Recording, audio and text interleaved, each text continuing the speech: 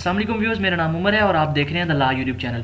आज का video contract act 1872 की सीरीज़ का तीसरा वीडियो है। मैं उम्मीद करता हूँ ये वीडियो आपको पसंद आएगा और आप चैनल को ज़रूर सब्सक्राइब करेंगे। तो चलते हैं आज के वीडियो की तरफ। Essential of a valid contract. एक वैलिड कॉन्ट्रैक्ट बनाने के लिए हमें किन चीज़ों की ज़रूरत है, किन चीज़ों को ध्यान में रखना होगा अगर हम एक वैलिड कॉन्ट्रैक्ट बनाना जा रहे हैं, आज हम इस वीडियो में डिस्कस करते हैं। आपके सामने ये कुछ टर्म्स लिखी हुई हैं, ये कुछ पॉइंट्स हैं। इन चीज़ों का हमें ख्याल रखना पड़ता है जब हम एक वैलिड कॉन्ट्रैक्ट बना रहे हो। अगर इनमें से कोई भी एक चीज़ मिसहैप हो गई या मिसप्लेस हो गई तो एक वैलिड कॉन्ट्रैक्ट नहीं बन पाता। सबसे पहले एटलीस्ट 2 और मोर पार्टीज़, 2 या 2 से ज़्यादा पार्टियों का होना ज़रूरी है। ये एक लॉजिकल बात है कि 2 या 2 से ज़्यादा पार्टियाँ होंगी तभी एक कॉन्ट्रैक्ट बन सकता है। एक इंसान खुद के साथ कॉन्ट्रैक्ट नहीं कर सकता। तो 2 या 2 से ज़्यादा पार्टियाँ कॉन्ट्रैक्ट बनाने के लिए ज़रूरी हैं। ऑफ़र एंड एक्सेप्टेंस, ऑफ़र और एक्सेप्टेंस ज़रूरी है। एक जो ऑफ़र करता है उसको ऑफरर बोलते हैं, जो एक्सेप्ट करता है उसको एक्सेप्टर बोलते हैं। तो ऑफ़र और एक्सेप्टेंस का होना बहुत ज़रूरी है। ऑफ़र आपको किया गया हो या आपने ऑफ़र किसी को किया हो, उसकी आगे से एक्सेप्टेंस भी आई हो, तो ऑफ़र या एक्सेप्टेंस, ऑफ़र और एक्सेप्टेंस एक कॉन्ट्रैक्ट के लिए ज़रूरी चीज़ है। उसके बाद तीसरे नंबर पर intention to create legal relationship. ये एक बहुत इंपॉर्टेंट पॉइंट है।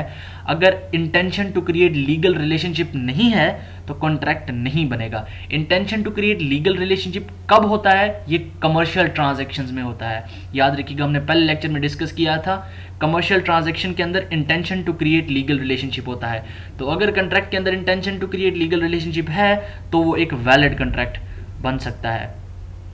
चौथा पॉइंट बहुत इंपॉर्टेंट है, free consent, voluntarily consent. Consent मर्जी को कहते हैं, मतलब आपने किसी इंसान की मर्जी क्रोयन से, गन पॉइंट से नहीं ली, वो फ्री है। मतलब आपने उसको मिस रिप्रेजेंट नहीं किया, मिस्टेक भी नहीं हुई, वो आज़ादाना मर्जी के साथ कॉन्ट्रैक्ट की टर्म्स एंड कंडीशन को पढ़ने के बाद आपके साथ एक कॉन्ट्रैक्ट कर रहा है। ये वैलिड कॉन्ट्रैक्ट की एक बहुत इंपॉर्टेंट एसेंशियल है, फ्री कंसेंट। 5वें नंबर पर पॉसिबिलिटी ऑफ परफॉर्मेंस आता है। पॉसिबिलिटी ऑफ परफॉर्मेंस का मतलब है कि आपने जिस चीज़ का कॉन्ट्रैक्ट किया है वो पॉसिबल होने के काबिल हो। फ़र्ज़ कर लीजिए एक डॉक्टर अपने पेशेंट के साथ कॉन्ट्रैक्ट करता है कि मैं आपको मरने से बचाऊंगा, तो ये पॉसिबल नहीं है। या एक डॉक्टर किसी के साथ कॉन्ट्रैक्ट करता है कि मैं इस मुर्दे को ज़िंदा कर दूंगा, तो that is not possible, possible नहीं है। जिस चीज़ की पॉसिबिलिटी ऑफ परफॉर्मेंस नहीं होगी तब वो कॉन्ट्रैक्ट वैलिड नहीं होगा, वो कॉन्ट्रैक्ट वाइड होगा, वो कॉन्ट्रैक्ट वाइडेबल होगा, वो वाइड नहीं होगा। उसके बाद छठा पॉइंट आता है capacity to enter into a contract. एक कॉन्ट्रैक्ट के अंदर इंटर होने के लिए क्या कैपेसिटी है? कैपेसिटी कोर्ट ने बताई है, लॉ ने बताई है कि कौन लोग कैपेबल हैं कॉन्ट्रैक्ट करने के लिए। कॉन्ट्रैक्ट करने के लिए जो डिस्क्वालीफाइड लोग हैं, मैं उन लोगों के बारे में आपको बता देता हूँ। एक माइनर है जो कॉन्ट्रैक्ट नहीं कर सकता, एक अनसाउंड माइंड है, पागल है, जो कॉन्ट्रैक्ट नहीं कर सकता, और एक वो जो है कन्विक्टेड पर्सन जो जेल में है वो भी कॉन्ट्रैक्ट नहीं कर सकता। एक इंसॉल्वेंट, दिवालिया जिसका निकल सकता है, जिसके कर्जे उसकी आमदन से ज़्यादा हैं, वो कॉन्ट्रैक्ट नहीं कर सकता। तो ये कैपेसिटी है उन लोगों की जो कॉन्ट्रैक्ट नहीं कर सकते। इनके अलावा सब लोग कॉन्ट्रैक्ट करने के लिए कैपेबल हैं। 7वें पॉइंट पर आता है लॉफुल ऑब्जेक्ट एंड कंसीडरेशन।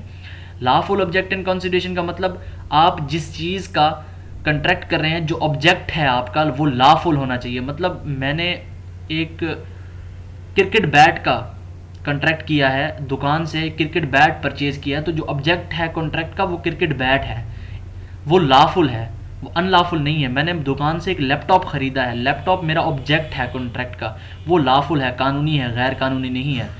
जबकि कंसीडरेशन समथिंग इन रिटर्न है, बदले में मैं लैपटॉप ख़रीद कर बदले में उसको अगर कोई अनलॉफुल चीज़ दे देता हूँ तो वो कंसीडरेशन जो मेरी है वो वाइड कंसीडरेशन हो जाएगी, वैलिड कंसीडरेशन नहीं रहेगी।